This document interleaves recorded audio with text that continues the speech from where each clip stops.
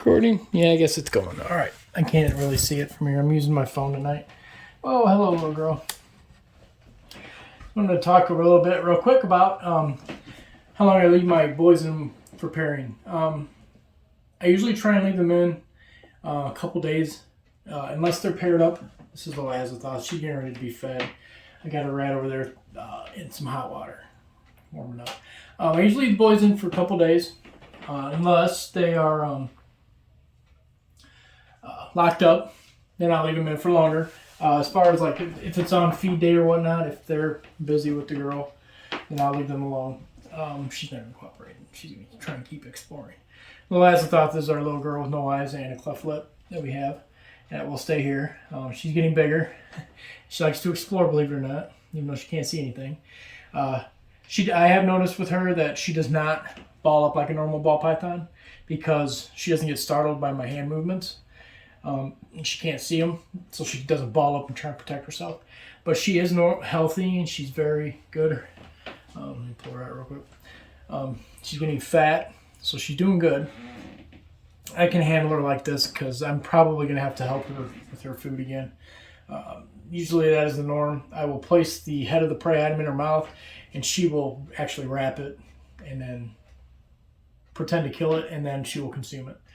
So yeah, I'm not overly worried about that. But yeah, she's doing very well here. She's up to 400 grams now. But back to the pairings. When I put my boys in, it'll be on, like, say, today's feed day. Tomorrow, I will let them chill out for the day. And then on Wednesday, usually Wednesday afternoon or Wednesday morning, before I leave for work, I will pull them and throw them in with the girl. Whichever girl they're due to be with at that time. Which is usually, I will rotate them out. The first girl that they went in with the previous time around, they will go in with the second one on the list, and so on and so forth. That way it's a fresh pairing every time they go in with a different girl. If that makes sense. I will rotate them. So say if I put one in with my pied female, the first time around, it'll go to my pied female, then to my two het girls. Then the next week I'll start her off with my first het, and then go to the next het, and then the pied girl will be last. And then the following week I'll go to the third het, and then the pied female, and then the het pied, the second het pied there. And then I'll start over again. The process will go over again. I'll go to my visual pied, and then so on and so forth. That way he gets to get some fresh genetic material to each girl during each pairing. All right, come here. She's trying to explore too much. I'll sit here and hold her for a minute. But that's about what I do. Like I said, if they are paired up on feed day, I will not, if they're locked up and they're not, or if they're, I don't want to put it.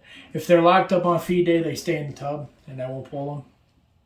And then I'll check on them later on in that day, or the next day. And if they're not locked up, I'll pull them out, let them chill for a day. Then I'll try and feed. Let them relax in their tub for a day. So, other than that, it's pretty simple. They do all the work. I just pull them out of their tubs and put them in with their girlfriends. They do everything else. As long as they keep feeding and they do good on that, I'm not overly worried. The boys, my boys, I know some male ball pythons don't, but all of my boys kind of go off feed during this time because the females are giving off all the hormones. I do have one. He was off feed for a while, but now he's back on, and he's not even breeding. He was a little too young, and this is his first year here. And that's our Enchi Leopard het ghost, possible het sunset pied male.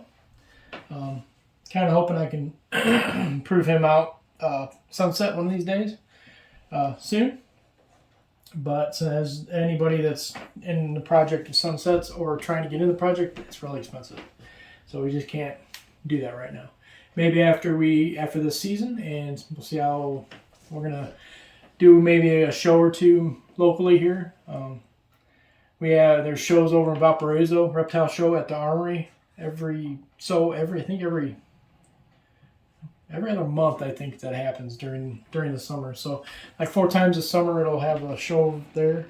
So hopefully we can get over there and do that. That being said, she's trying to get over here and get off my cart.